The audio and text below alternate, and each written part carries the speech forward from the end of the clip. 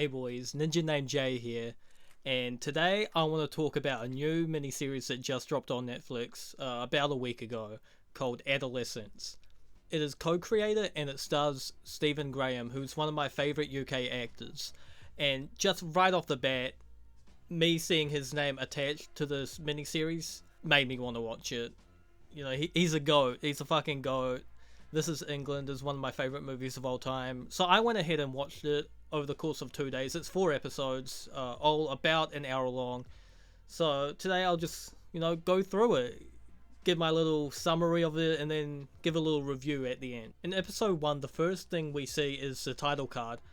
And right from the fucking get-go, I know it's gonna be some heavy-hitting shit. So it has the name of the series, Adolescence, and then a picture of a kid. And when you see shit like that, you know it's gonna be good. I don't know, I can't explain it. If you know, you know. But after this, we see 2 cops there chilling in a car. One's eating an apple, the other one's just chilling.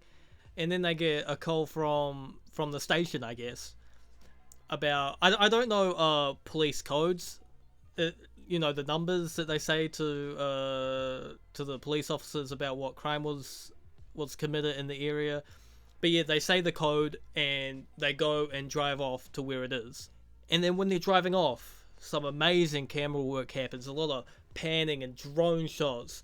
A lot of transitioning from one car to the other. It's beautiful. It's amazing. I was like, whoa, it's pretty cool. But yeah, then the police raid this house and they arrest this kid on suspicion of murder, and he fucking pisses his pants like a little bitch. Me, I would never do that. And yeah, so they take the kid to the car. We find out his name is Jamie, and they're taking him to the police station, and he's fucking crying and being a little bitch about it. And I noticed 2 things about this.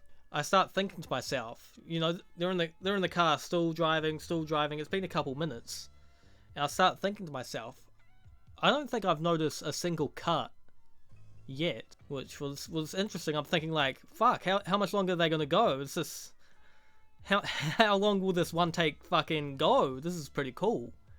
I always respect a good one take, I think we all do, to be honest. And the other thing I noticed, one of the dudes in the car looked pretty fucking short, and we'll see later, this dude is fucking tiny. Like, I'm talking Danny DeVito size. But after this long car ride, they finally arrive to the police station. And they go up to the front desk, and a dude has to ask Jamie a bunch of questions. And Jamie's, stuttering, crying a bit. But after he talks to the front desk dude, he gets moved to a cell.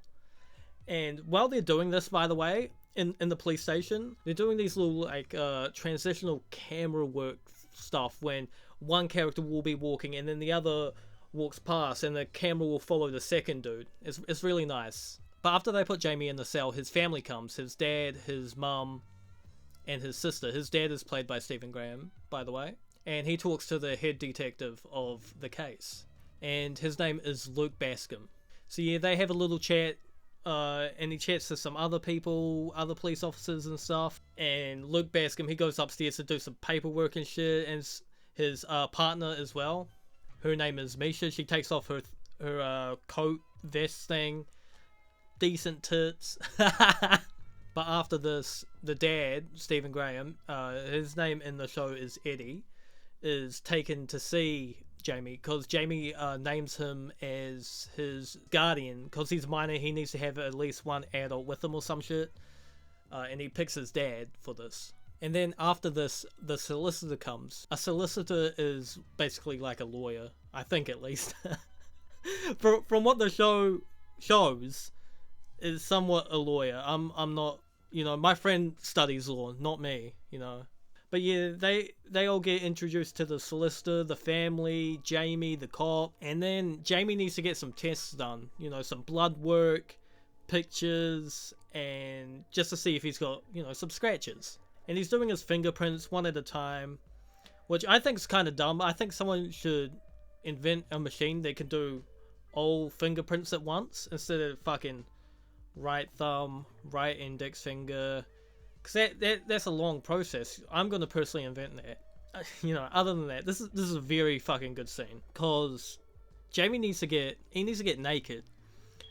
They need to see if he's got any scratches. Eddie, Stephen Graham, he's like, whoa, you're not gonna do that, dude. He's 13. And then the solicitor's like, no, he kind of does have to do this. And oh fuck, this is so awkward, dude.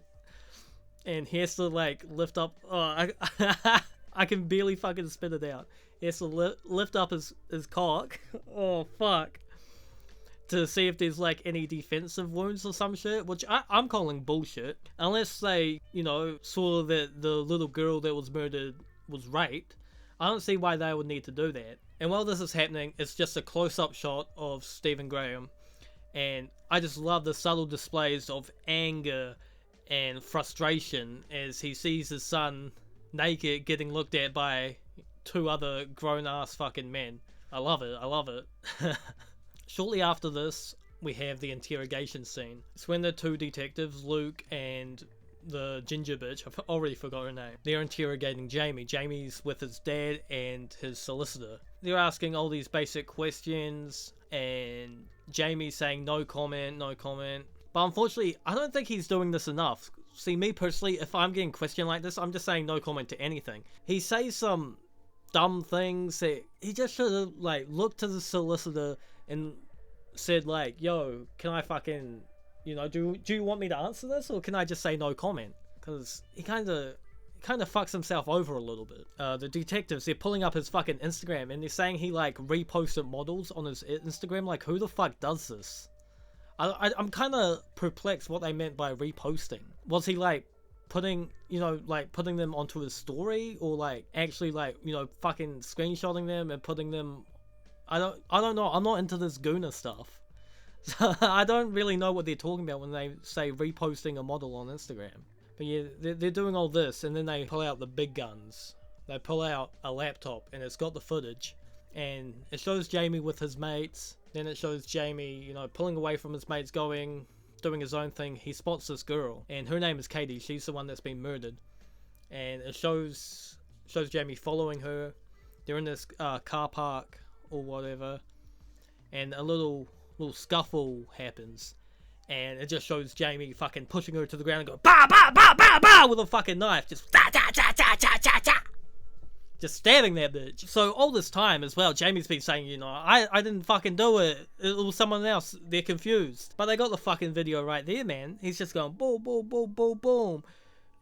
They know it's him because he's got the same shoes, and he confirmed this, by the way. That's what I'm saying. He should have been saying no comment. The detectives show the video, and then they leave. And the solicitor leaves, and it's just Jamie and Eddie in the room. And then Jamie, he wants to be comforted by his father, and he's like, yo, Dad. And he reaches out to Eddie, and he just fucking pulls away. Eddie just pulls away in shame and disgust. A sense of fear as well, which was, it was sad. It was really sad. But, great acting. Stephen Graham, it does end with him embracing Jamie, going, what have you done? and Eddie's just saying, what have you done? What have you done? And that ends episode 1. And I really enjoyed the first episode. It pulled me in. I'm invested now. I want to know, was that really actually him? Why did he kill her? What's that about? Is he somehow gonna maybe beat the case? Maybe? I don't know. The episode has the perfect use of suspense and emotion. It was just so raw. All the characters were just so viscerally stunned, because this happened out of nowhere. It was 6 a.m, and the family, they're just in shock, and you could really see that. You could really feel it. But one thing, the one thing I don't like about this episode, it feels like things happen too fast, and I mean this in like a realistic sense. I feel like shit would take longer. I don't know, this whole happens, within an hour.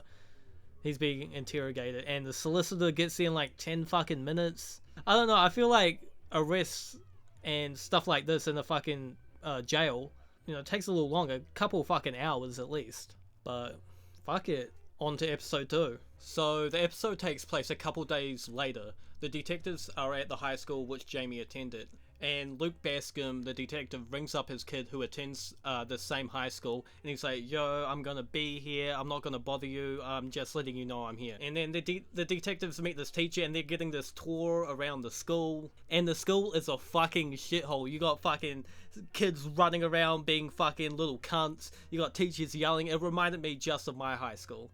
It was fucking... it was insane. I think everyone in the fucking Anglosphere can relate to this episode. So, we still have these, like, quote-unquote transitional scenes where one character will walk past the other character and the camera will follow the second camera. And this takes place right at the start. You got the detectives talking, and then Jamie's mates come walking past and we follow them. And we find out that they've been talked to by the police and they don't know where the weapon is, and they're just confused as everyone else, really. But anyway, we have this scene where the detectives are talking to the student named Jade, and she was friends with Katie. This thing kind of confused me a little. Jade was getting like really mad and really upset, and I didn't really understand why. Like, shouldn't you be wanting, you know, this case to be solved as quickly as possible? I do kind of understand, like, everyone has an idea of who did it, you know, everyone knows Jamie's been arrested. So she's like, you know, you have him, fucking just arrest him, you know?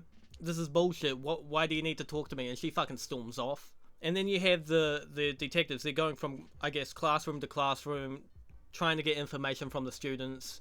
And none of the students give a fuck. There's this one kid, who we'll see later, he's sitting in the front of this class, and he's just talking shit to the fucking detectives. It's so funny. Oh, this kid really made this episode really fucking good.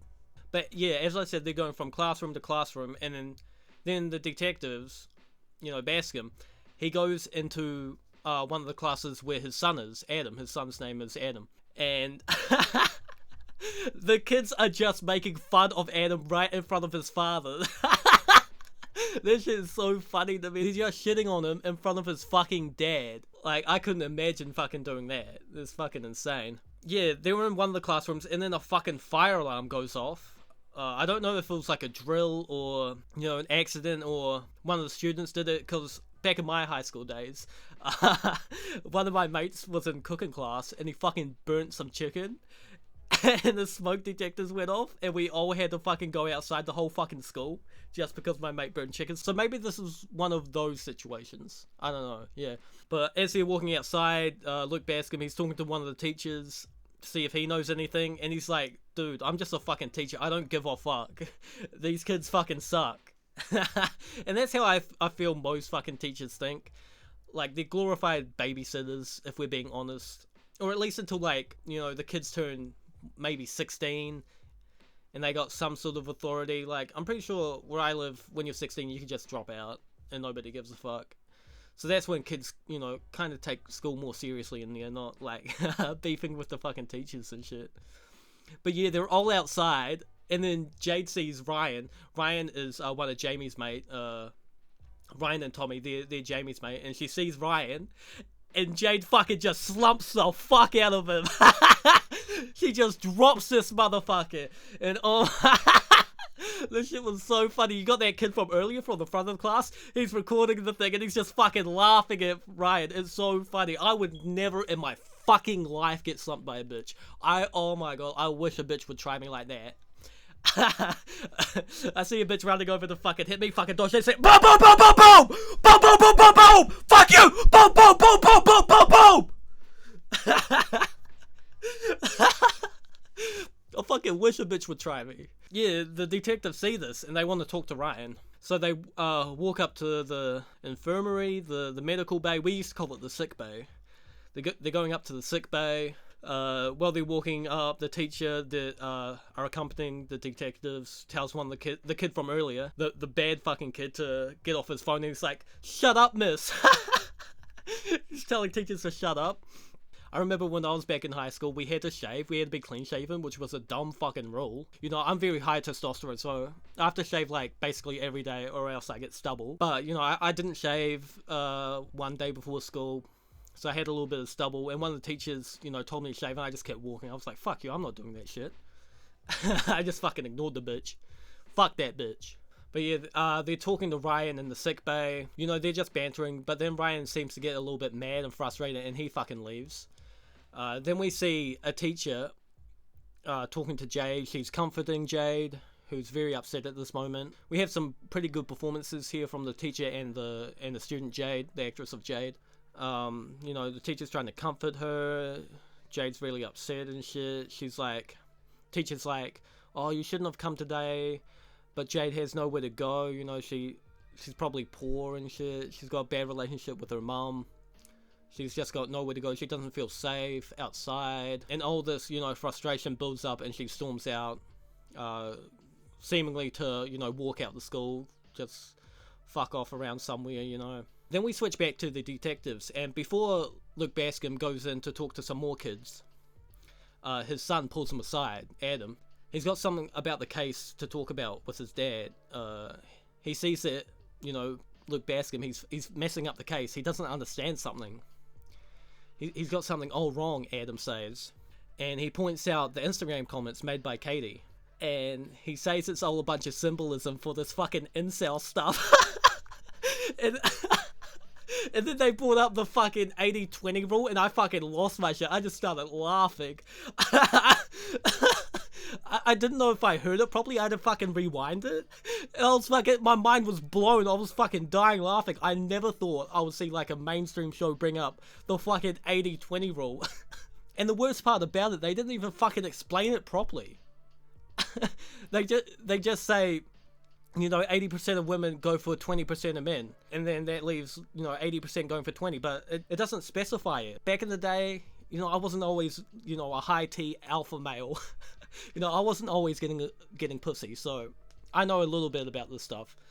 So I'll have to explain it for you guys. The 80-20 rule is about the top 80% of women go for the top 20% of males, which leaves the bottom 80% of men competing for the bottom 20% of females. I don't agree with this rule. You know, I've seen it debunked in real life. But yeah, if you're gonna bring up something, at least explain it right.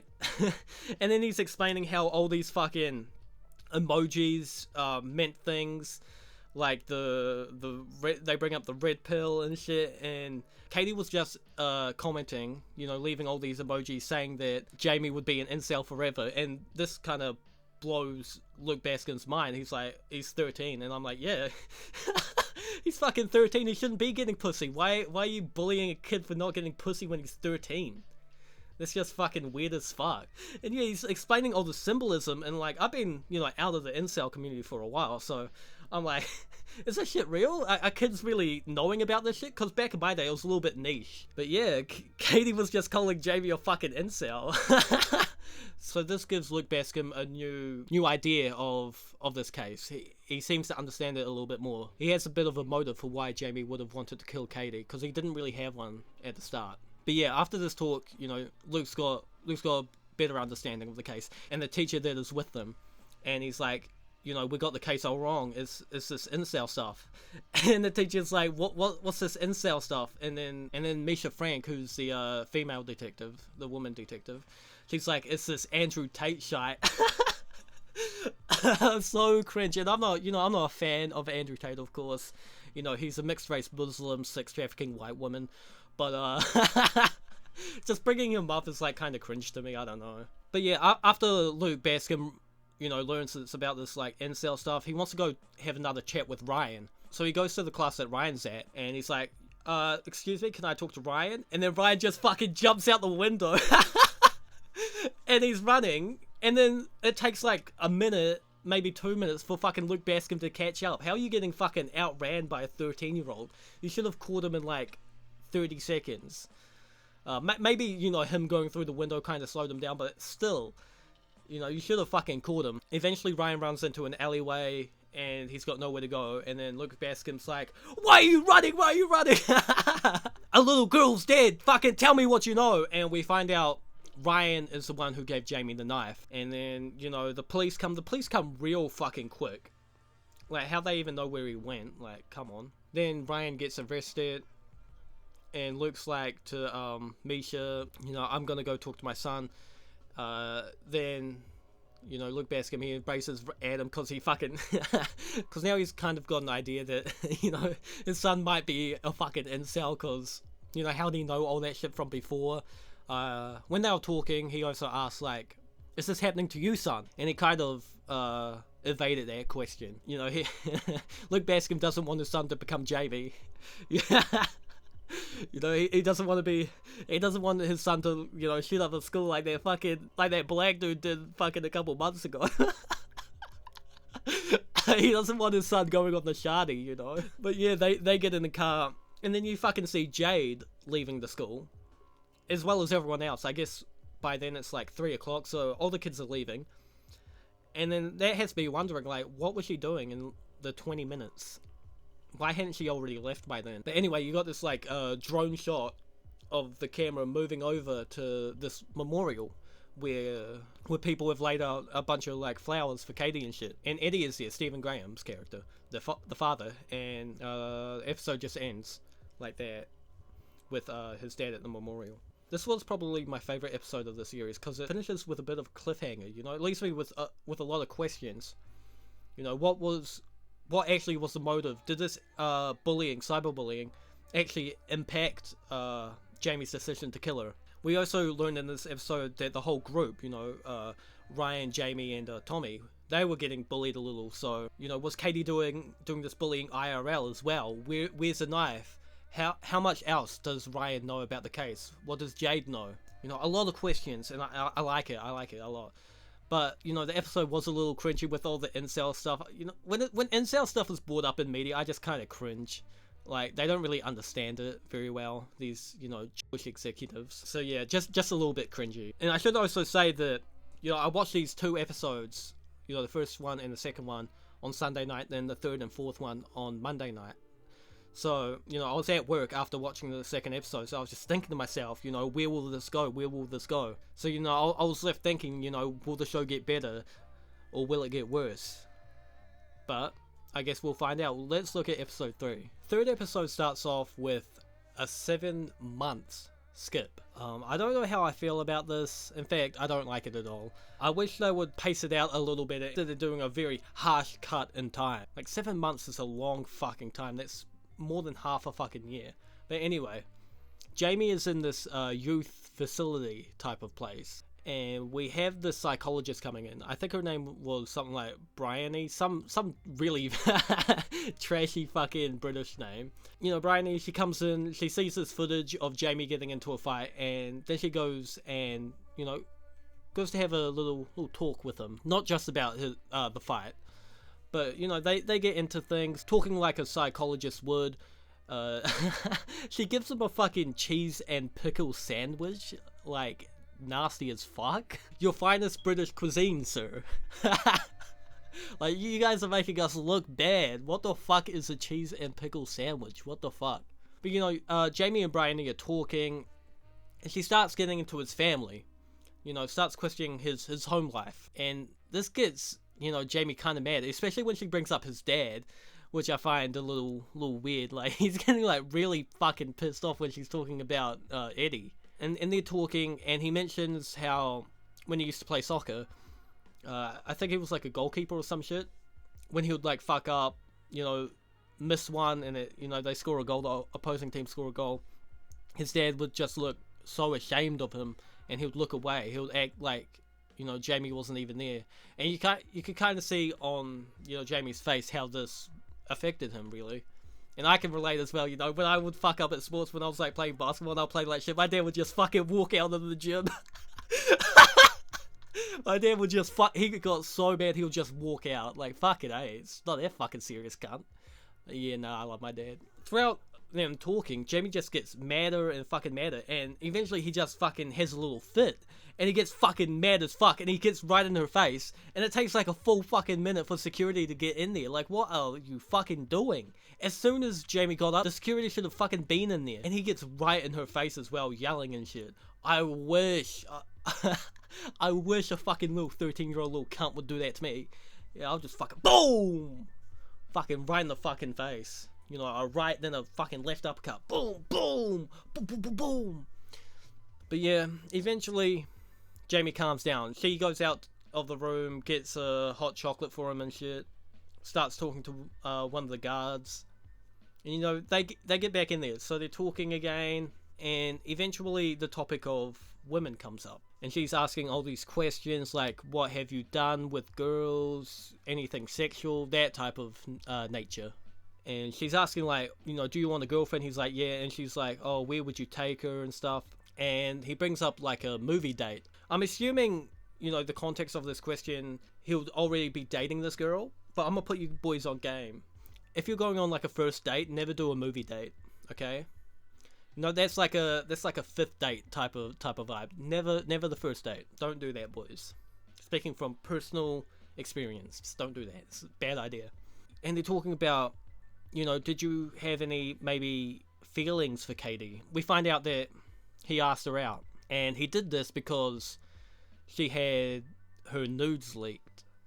And these nudes got passed around as they do, and he saw them, everyone saw them, and she was getting, you know, kind of shat on for this, and he thought, you know, while she's at a low point in her life, maybe he can, you know, swoop in and be the be the white knight and save her. She says no to his advances. She's like, oh, so why do you think she rejected you?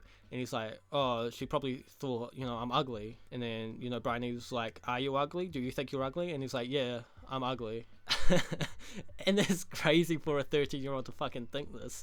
And, you know, no pedo shit, but he's just like a normal looking kid. He's not fucking ugly. If you're gonna, they should have like cast an uglier child, because he just looks like a fucking, just a regular looking kid to me. I don't know. But yeah, then he has a fucking another crash out because he thinks he's ugly or some shit. And and this time he fakes her out. He goes in like he's gonna hit her, but he like, you know, just fakes her out. And all that, so that was so fucking funny. She got scared as fuck. And you know, he's mad. He's like huffing and puffing. He's like, and you know, a little bit of overacting there from Jamie. I don't know, you know, the real actor's name, but, you know, little bit too much. Eventually, you know, he calms down once again. They start talking once again. You know, we find out here that him and his mates were bullied. They were spat on by other kids and shit. She goes into the Instagram type of stuff, the cyberbullying that Katie and other people were doing. And this kid is such a gooner. The more I learn about him, the more he's a fucking gooner to me. He's like following all these fucking models. I've never in my life followed models. Nowadays, you know, I'll be following some cute black girls on Insta. You know, everyone does that. But you know, back in my day when I was like 13, I didn't do that stuff. You know, you know, I was just, you know, gooning on Reddit or some shit. But I wasn't even following bitches on there. They'll just, you know, come up. I never understood like following a bitch on Instagram just to goon. And she's like, you know, oh, why do you post these pictures? Is it for validation? Is it, you know, so maybe a girl will see this and, you know, chat you up? And he's like, no. But he's lying here. You know, everyone just posts on Instagram to flex. You want to flex on some f***ers, you know? That's what I do. I be posting fit pics and shit. You know, I be looking good for the hoes. But, you know, you post on Instagram to flex. Let's fucking be honest here. And, you know, they're still talking about Instagram. He gets a little frustrated, and he's like, to the psychologist, he's bringing up the point where he faked her out. He's like, you're scared of me, aren't you? That's a bit embarrassing. You're scared of a little 13-year-old boy. That's embarrassing. It just totally makes her his fucking bitch. But, you know, he's explaining all the Instagram stuff, all the comments made. I'm like thinking, why didn't he just delete the comments? Like, if I get like a bad comment on fucking Instagram, you know, maybe I'm arguing with someone in the comments and then they come into my post and like say my fit looks trash. I'm deleting that shit. Like, fuck off, cunt. So I don't really understand why he didn't delete them. But, you know, Bryony, she's getting a little bitchy. She's, you know, being a bit of a bitch here at the end part.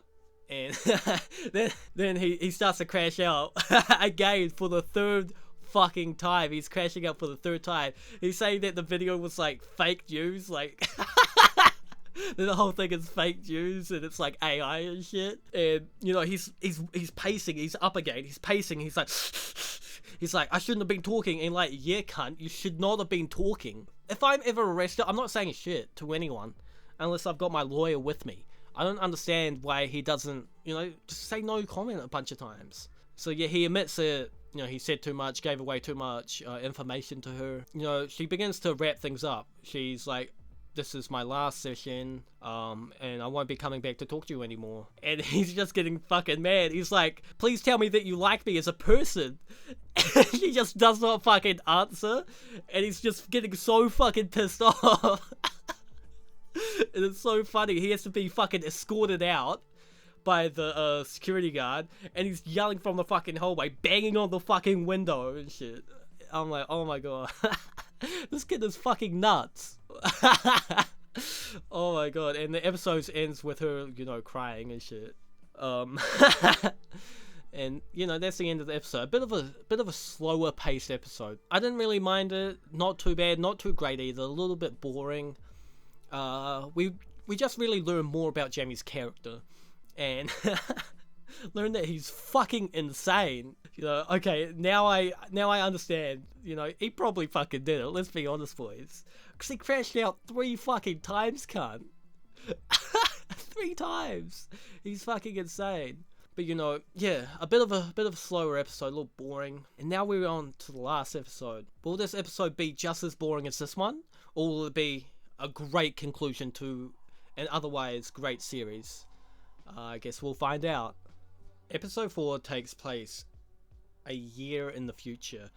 A full fucking year in the future. This is a huge fucking jump in time, and I just don't like it. I wish things would get paced out a little bit better and see other details, but I'll talk about the time skips later. But anyway, we see Eddie and his wife, and it's his birthday. They're in the kitchen, they're being, you know, kind of romantic, they're kissing and stuff. They're just chilling, planning out the day, what they're gonna do. And the daughter comes running in, and she's like, someone's fucking spray painted your van. They go out, and some cunt had fucking spray painted nonce on his fucking van. And they're on bikes, and they're fucking biking off and shit. For all the Yanks out there, all the Americans, nonce is basically pedo. And they're like, you know, why'd they spray paint that? Jamie was 13, he didn't fucking rape her. Are they talking about me? You know? But, you know, he's trying to fucking scrub off the paint with hot water and bleach. Like, that's not gonna fucking work, you idiot. He's just fucking scrubbing it. That's not gonna work. And they're like, oh, let's go down to the hardware store and get something that can remove the paint. And they're in the van driving for like fucking like 10-15 minutes or some shit. Or at least it felt like that, and it's like really fucking boring. I'll be honest, I was zoning out.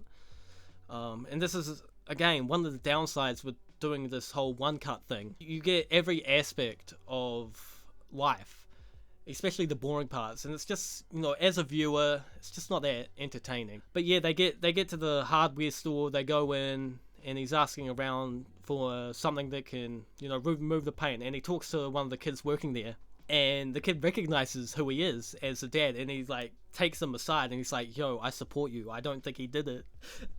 And this kid's fucking crazy. He's like, you know, I don't think he did it. If you do a fundraiser, there's more people like me will donate to get a good lawyer and shit. And, you know, it's this part was really funny, but, you know, he went a bit too far at one point. You know, he was saying, you know, how he didn't do it, how it's fabricated. You know, the knife was actually made out of wood. Katie was kicked out of 109 different schools. You know, it wasn't 6 million stab wounds. It was more like 271,000. I'm kidding. But he buys this like paint to cover it up. Eddie buys paint, and he goes outside, and he notices the kids who spray painted his van, and he goes running over, confronts the kid, you know, grabs him by the collar, and he's like, did you do this? You don't do this to people. And he fucking shoves him to the ground, throws his bike, fucking chimps out a little, gets the paint, fucking splashes it on his fucking van. And then the fucking manager of the store's like, or whatever, he's like, you need to fucking fix that, you need to pay for that. And he just like goes, whatever, drives off, and they get a call from the prison where Jamie's at, and, you know, they're talking, and he's like, Dad, I've got something really big to announce. I don't know if I should do it because it's your birthday. And Eddie's like, just say it, son, just say it. And he's like, I'm gonna plead guilty. And, you know, eventually, you know, he's talking with his mum, And they get home. Eddie goes inside. The mum and the sister there in the van just fucking crying. Eddie goes up to his room. His wife comes in and comforts him. And we get this like really emotional scene. Great acting from both. We find out a little bit more about the parents, how they their style of parenting on Jamie. They just kind of let him be in his room. He was in his room a lot. Basically, he was terminally online. He wasn't really good at anything. Eddie talks about that soccer situation with him looking away. All the dads there would be laughing at Jamie. Tried doing tried bringing him to boxing, and he was just trash at it. Only lasted like one day. They're just really emotional. They're sad. They're in grief, but they also, they're celebrating his life. Celebrating the good times. Just a really human moment. It was like really good. Touched me as well. The sister comes in. She's like, "Are you guys all right? We're still going out to dinner, aren't we?" And he's like, "Yeah. You look beautiful. Yeah, we're going to dinner." And they go their separate ways. She goes somewhere. The mum goes down to talk to the sister or some shit, leaving Eddie alone. And he goes into Jamie's room, and he just kind of looks around in his son's room, his son who's a killer. And he's just looking around, sits on his bed and just starts crying, missing the boy, missing his son before he was a murderer. And it was just really, really good. Kind of reminded me of back in episode 1, the end of episode 1, where Eddie was also crying, and Jamie tries to comfort him and he just pulls away. It reminds me of that pulling away part. Just the pure grief and sadness that your own son has murdered an innocent person. And that was really good. And the episode ends. Series ends just like that. Fuck. Very, very serious moment at the end. But now I want to talk about things. Talk about the series as a whole. And man, it started off so good, The first episode executed very well. We're introduced to the show being done in one cut. We see all these like semi-transitional scenes where the camera follows another character, and it's just done really well. We're introduced to all these characters that are involved in this one thing, this whole big murder case, and wondering what they're gonna do, how the course of the show will unfold.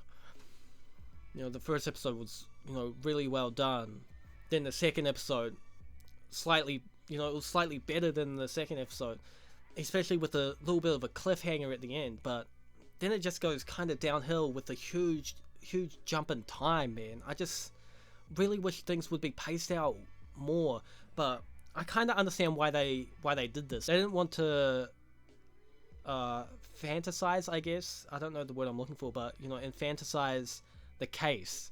They wanted to make it more human, see how it impacts the families involved, and the psychologist and the detective. They didn't want to in a sense glorify it, which I understand, but entertainment wise doesn't make it very entertaining in a sense. And that's why I've got a problem with like episode 3 and episode 4. I wish we would like see the court case, see the arrest of Ryan, see what was up with him, maybe see how the parents of Katie were feeling. I feel like more could have been done, especially how episode 2 ended with Eddie at the memorial. Maybe episode 3 they could have done something where Katie's parents come in and they get into maybe a confrontation. Your son murdered my daughter, fuck you, and they like maybe fight or something. Maybe we could have seen the relationship between Jade and Katie's parents. Maybe Jade goes to Katie's parents' house at the start of episode 3 and they're talking. Maybe we could have seen maybe a flashback episode where Ryan, Tommy and Jamie are walking around school and they're getting bullied, and we see Katie, not to blame anyone for the murder, but we see what they were trying to do with Jamie's motivation. And I find this really cringe. They're trying to pin it on like the manosphere, Andrew Tate and shit, even though like I saw the other day like some Andrew Tate fan fucking murdered murdered his fucking ex-girlfriend. Like, what the fuck? But you're trying to pin it down on all this, manosphere and incel stuff, which, maybe a couple years ago I would have said, shut the fuck up. After, that incel, that Andrew Tate fan and that, black kid fucking shot up his school, maybe they do have a point. And they're also trying to pin the blame on, the internet a little bit, especially episode 4, right at the end, where Eddie and his wife are talking. He was just like talking about how Jamie was so, chronically online. And they had no idea what he was doing. He'll just, be on the computer late at night, like 3 a.m. in the morning on a school night. And, the mum would, like, tell him to go to sleep. And he'll turn off the light, but she didn't really know if he was actually asleep. He was a bit of a loser, and how they could have maybe done more. And again, like, a couple years ago, I would have said cringe, but I'm pretty... watch what your kids are doing, man. I've only just realized within, like, the last couple years, like... Dude, there's so much evil on the fucking internet. If you have a little brother or a little son, check what they're doing on fucking Discord. Discord especially, man. That is fucking disturbing what people are doing. I just watched this YouTuber, No Text to Speech, I think. I've just been watching a couple of his videos. And, he's going into all these servers and they're fucking, grooming these kids, man. It's fucking disgusting, and we all know who's doing it. But when you bring up who's doing it, what type of person is doing it, but anyway, just watch what your kids are doing. So yeah, they did that, and the whole series was made, to bring awareness to knife crime, youth knife crime in the UK. Find it interesting, who they chose to display as the assailant, as the perpetrator of knife crimes, little old Jamie.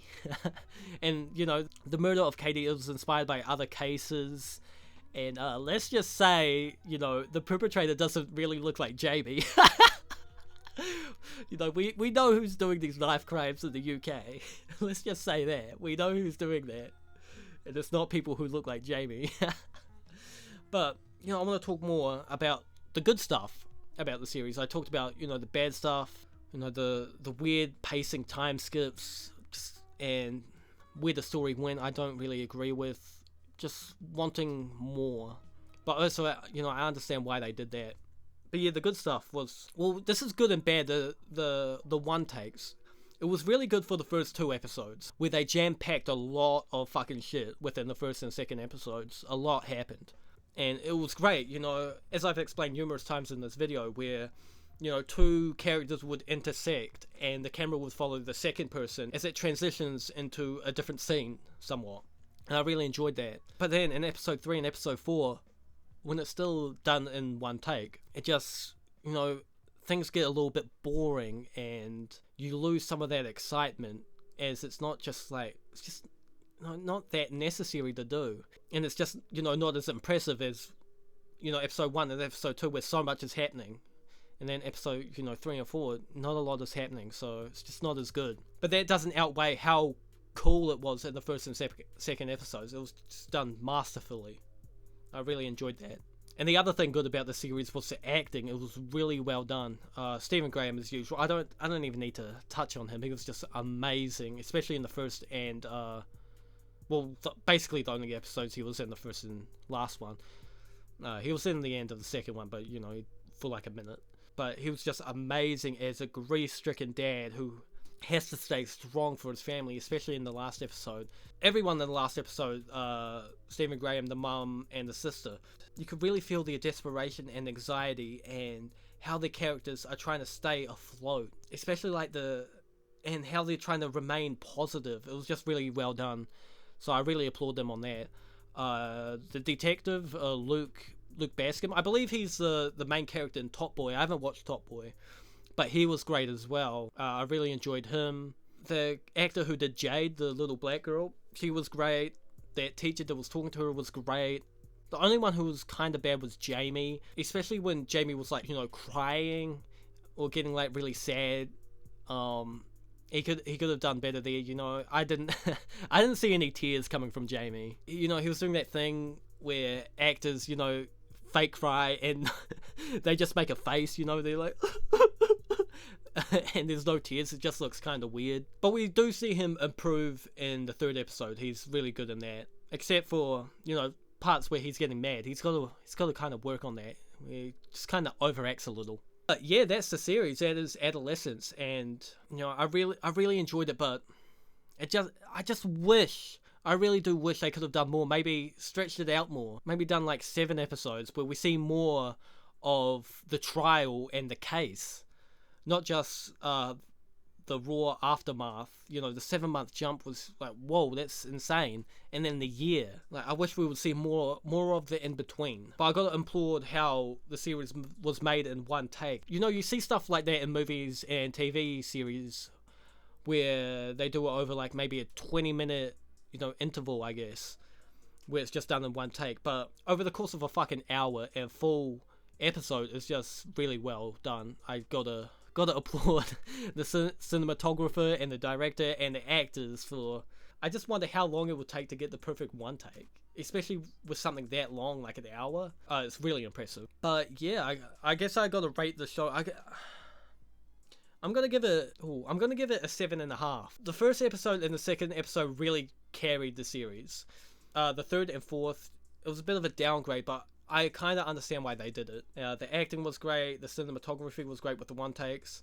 It's just where the story went, I kind of don't agree with, or wish they did something else. But yeah, that's the video. I've been talking for a fucking hour. I wonder how long this video is gonna be. 'Cause fucking A. But yeah, I really appreciate for you if you're still watching at the end. More videos on the way. I'm gonna record a video tomorrow. I've had one recorded. These 2 videos, this one and the one I'm going to record, they kind of jumped the queue. Get ready for a NinjaNamedJay takeover. That's all I'm saying. I'm going to go hard on this motherfucker. No one else does it like this in film and TV YouTube. Nobody can fuck with me. I'm on the up. Invest in NinjaNamedJay stock. Follow me on Twitter. Follow me on Letterboxd. Follow me on Instagram. I'll be making Instagram. I don't know if I've already made one by now. I'll put it up on screen. If not, follow me everywhere. Subscribe, like, comment, share. I'm out. Thanks for watching. Love you. Just radicalized the ops with far-right Instagram reels. Yeah, you're his top guy, nigga.